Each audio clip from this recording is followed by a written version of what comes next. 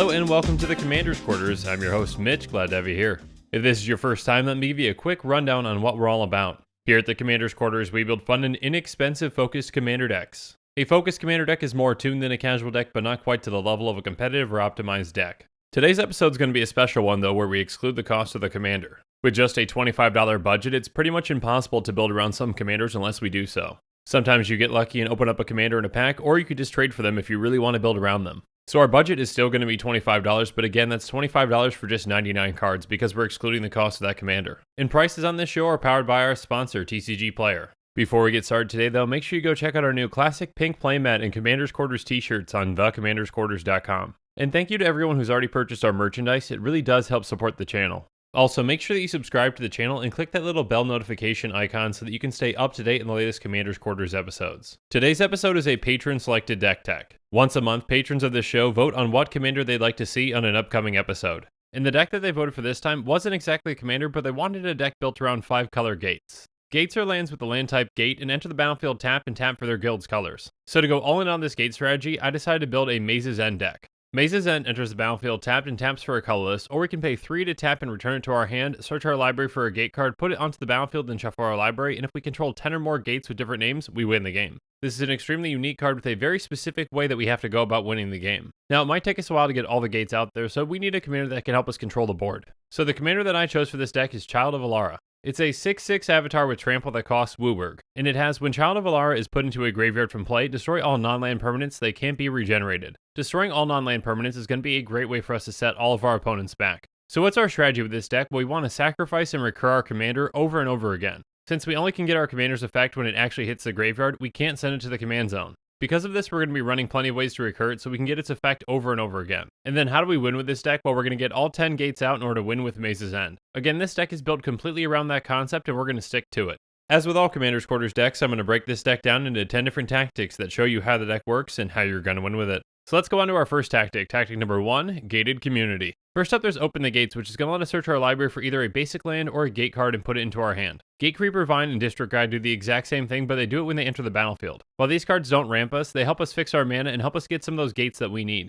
Then there's Sylvan's Scrying, which is going to let us search our library for any land card, reveal it, and put it into our hand. So not only does this allow us to search for any of our gates, but we can also just search for Maze's End if we need it. Next up is Reap and Sow, which is going to let us destroy target land or search our library for a land card, put that card into play, and then shuffle our library. Now we can entwine it for 1 and a green, but the vast majority of the time we're just going to be choosing that second option. And then we're going to be running Pier's Whim, which says for each player choose friend or foe. Each friend searches their library for a land card, puts it onto the battlefield tapped, and then shuffles their library. Each foe sacrifices an artifact or enchantment they control. So obviously in most scenarios we're going to choose ourselves as a friend and our opponents as foes. Next up is Circuitous Route, which is going to let us search our library for 2 gate cards and put them onto the battlefield tapped. Hour of Promise is very similar, but it's going to let us search our library for any 2 land cards and put them onto the battlefield tapped. Finally, there's Realm Seekers, which is going to enter the battlefield with X+1/+1 counters on it, where X is the total number of cards in all players' hands. And then by paying 2 and a green, we can remove a +1/+1 counter from it to search our library for a land card, reveal it, and put it into our hand, then shuffle our library. So not only can this creature be a big threat, but it can also go help us get all the land cards that we need to win the game. Now, getting those gates into our hand is nice, but it's better to get them into play. So let's talk about some ways to speed things up in tactic number 2, Exploration. First up, there's Enter the Unknown, which is going to make target creature that we control explore, and then we can play an additional land this turn. And then there's Crows and Wayfarer, which we can sacrifice at any time to put a land card from our hand directly into play. So this can help us put any gates that are just sitting in our hand directly into play, or if we've returned Maze's End back to our hand, we can put that back into play too. Next up, we're going to be running Explore and Growth Spiral, both of which pretty much do the exact same thing but at different speeds. Explore is going to draw us a card and allow us to play an additional land this turn. And at instant speed, Growth Spiral is going to draw us a card, and we can put a land card from our hand onto the battlefield. Next up is Broken Bond, which has a little more utility because it's going to allow us to destroy target artifact or enchantment, and then we can put a land card from our hand onto the battlefield. And then there's Urban Evolution, which costs a bit more, but it is going to draw us 3 cards, and we can play an additional land this turn. And finally, we're going to be running 2 cards that allow us to play even more lands in a turn with Journey of Discovery and Summer Bloom. Journey of Discovery allows us to play 2 additional lands this turn, and Summer Bloom allows us to play 3. Again, all these effects are great at helping us ramp, get some more gates into play, and even get Maze's End back into play too. Now these effects are great, but they're all one-time effects. So let's go through some more repeatable ways that we can get lands into play in tactic number 3, Great Explorers. First up, we're going to be running Skyshroud Ranger, Llanowar Scout, and Walking Atlas, each of which pretty much do the exact same thing. We can tap them to put a land card from our hand onto the battlefield. And then there's Badoka Gardener, which does the exact same thing, except if we control 10 or more lands, we're going to flip it. It flips into Dokai Weaver of Life, which we can pay 4 green and tap it to create an XX green elemental creature token, where X is the number of lands we control. Next up is Gearport Orrery, which allows every player to play an additional land during their turn. It also says at the beginning of each player's upkeep, if that player has no cards in hand, that player draws 3 cards. So while this does help our opponents, the goal of this deck is just to get our gates out as quickly as we can, so we're going to do that in any way possible. With that in mind, we're also going to be running Rites of Flourishing.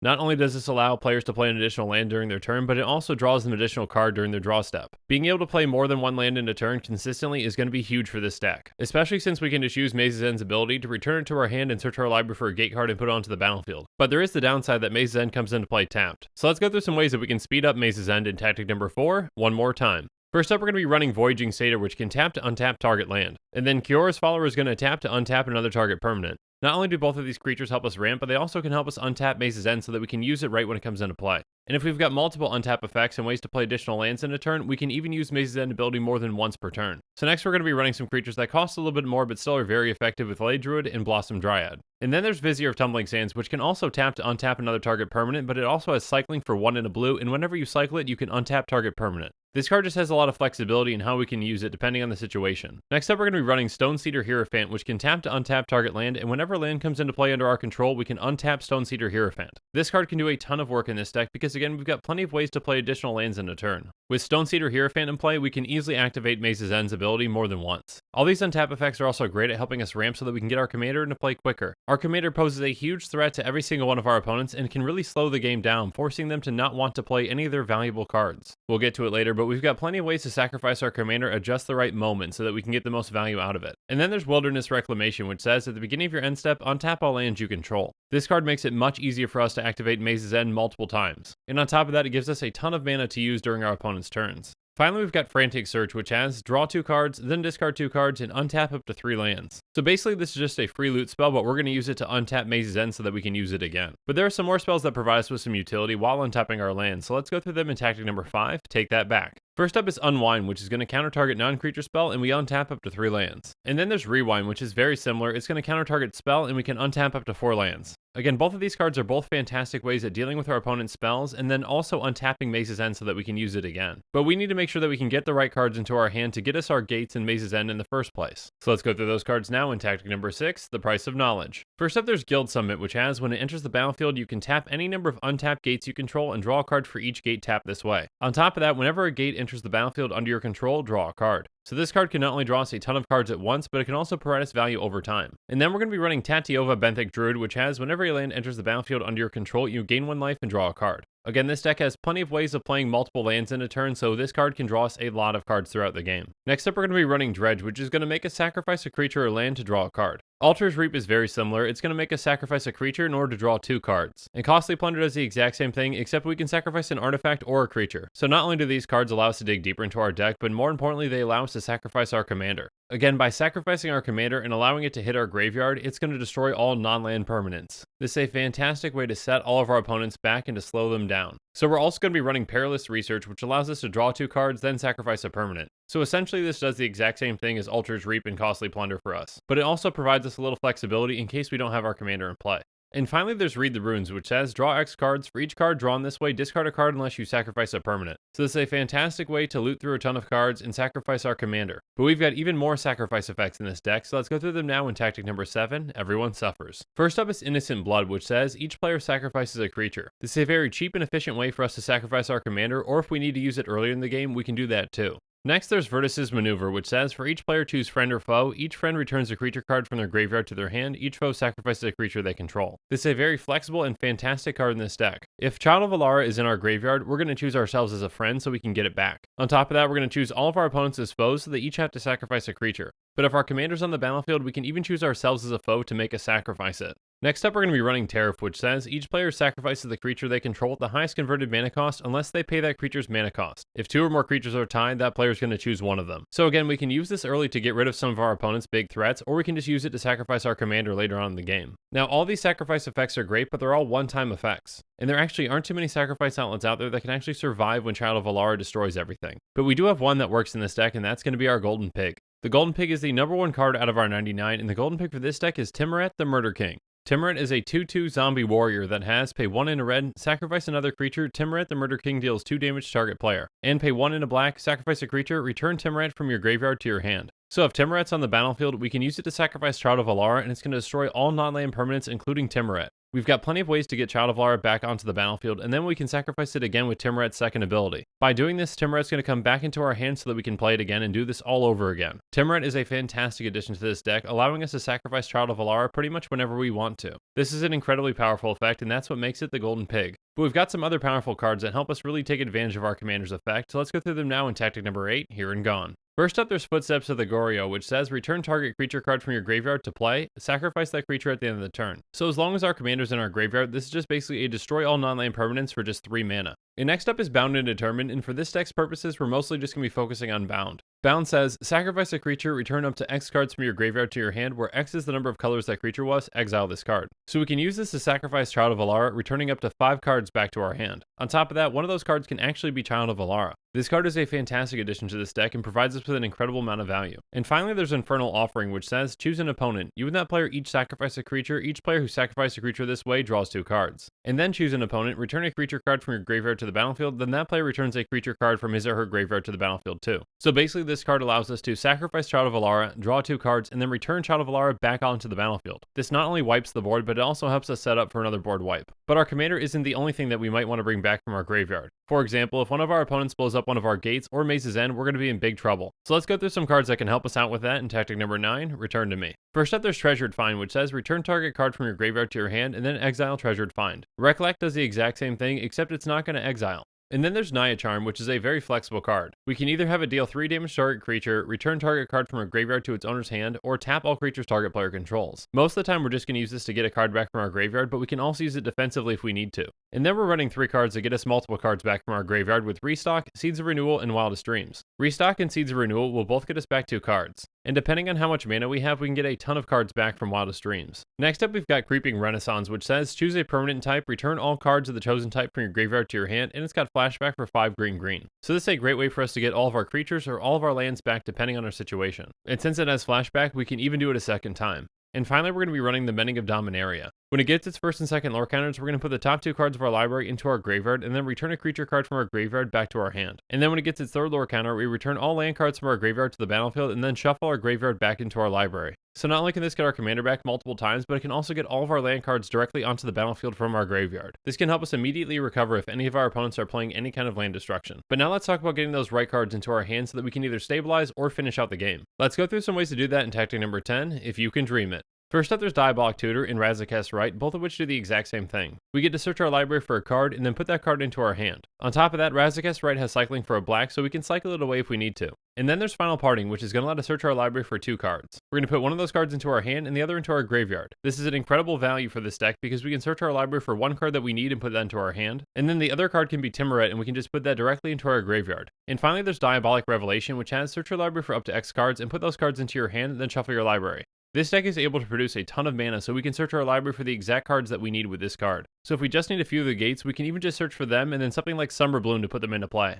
This deck is a ton of fun and has a very unique win condition. But now that we've gone through the cards that help us win with this deck, let's go through the cards that help make it happen. It's time to go on to the mana base. Outside of Maze's End and our gates, we're going to be running Grim Backwoods. We can either tap it for a colorless or pay 2 black and a green to tap and sacrifice a creature to draw a card. And Keldon Necropolis can also tap for a colorless, or we can pay 4 and a red to tap and sacrifice a creature to have it deal 2 damage to target creature or player. Both of these lands are fantastic sacrifice outlets for our commander because again, our commander isn't going to destroy them. And then there's Evolving Wilds and Terramorphic Expanse, both of which we can tap to sacrifice them to search our library for a basic land and put into play tapped. And then there's Jund Panorama, which can tap for a colorless, or we can pay 1 to tap and sacrifice it to search our library for a basic swamp, mountain, or forest and put it onto the battlefield tapped. Grixis Panorama does the exact same thing, but for an island, swamp, or mountain. And then there's Warp Landscape, which can either tap for a colorless, or we can pay 2 to tap and sacrifice it to search our library for a basic land and put into play tapped. Next up is Blighted Woodland, which can either tap for a colorless, or we can pay 3 and a green to tap and sacrifice it to search our library for up to 2 basic lands and put them into play tapped. And finally, we're going to be running 21 basic lands. 10 of those are going to be a forest, 5 will be a swamp, 4 will be an island, 1 will be a mountain, and 1 will be a plains. And now that we've gone through every single card in this deck, let's do a quick price check. A quick reminder that our deck costs are calculated using TCGPLAYER optimization, optimizing with even heavily played and damaged cards because those cards need a home too. The average Child of Alara EDH rec deck is going to set you back $647.42. Let's see how we compare to that. Our deck is going to be much more affordable, coming in at just $24.95. And just a quick reminder that our deck cost actually doesn't include our commander because it is a commander excluded episode. Again, Commander's Quarters decks are built to be tuned in focused within their budget, but there are always ways that we can improve on them. So let's go through some reasonable upgrades to see what some of those ways just might be. First up, there's High Market, which comes in at $3.16. We can either tap it for a colorless or tap it to sacrifice a creature to gain 1 life. This is a fantastic, repeatable way for us to sacrifice our commander basically for free. And then there's Crop Rotation, which costs $2.93. It's an instant that costs a green, and as an additional cost to cast it, we have to sacrifice a land. It says search your library for a land card, and then put that card into the battlefield, then shuffle your library. This is a fantastic way for us to get one of our gates, Mace's End, or even a sacrifice outlet. Next up is Expedition Map, which costs $3.07. It's an artifact that costs 1, and you can pay 2 to tap it and sacrifice it to search your library for a land card, reveal it and put it into your hand, then shuffle your library. This is just another way for us to get access to those lands that we need. And then there's Scapeshift, which comes in at $6.80. It's a sorcery that costs 2 green, and it says sacrifice any number of lands, search your library for up to that many land cards, put them onto the battlefield tapped, and then shuffle your library. This card can nearly win us the game on its own if we have enough lands to sacrifice. Next up, there's Tempt with Discovery, which costs $5.50. It's a sorcery that costs 3 and it has Tempting Offer. So you can search your library for a land card and put it onto the battlefield, and then each opponent may search his or her library for a land card and put it onto the battlefield. For each opponent who searches a library this way, search your library for a land card and put it onto the battlefield, then each player who searched the library this way shuffles it. So at the very least, this is going to get one of our most important land cards onto the battlefield. And if our opponents get greedy, we can even get more of them. And finally, there's Seedborn Muse, which comes in at $6.96. It's a 2/4 spirit that costs 3 green, and it says untap all permanents you control during each other player's untap step. With the right setup, this card allows us to activate Mace's End a ton of times. If you want to see what cards I would swap out for our reasonable upgrades, make sure you watch our reasonably upgraded episode when it comes out. And with that, our show is coming to a close, but I really just want to hear about what you think about this deck, so why don't you let me know in the comments below. When you're buying decks like this one, or just individual cards, make sure you use that decklist link in the description below. Not only will you be getting great prices on TCGPLAYER, but you're also going to be supporting this show because they sponsor us. And make sure that you follow us on social media so you can get some early hints on who the next commander just might be. Links to our social media accounts can be found in the description. Also in the description below is a link to the Commander's Quarters Patreon page, and I just want to say a quick thank you to the patrons who have subscribed so far. There are many benefits to being a patron for the Commander's Quarters, including being able to vote on future commanders for deck techs. There's even a general level tier where you get your own personalized deck tech dedicated to you. I truly couldn't do this without all of your support, so from the bottom of my heart, thank you. If you haven't already, make sure that you like and subscribe to the channel and watch our new reasonably upgraded episodes. And while you're at it, check out some of our other budget deck techs, commander excluded deck techs, and break the bank episodes. And with that, I'm out of here. Thanks again and have a good one.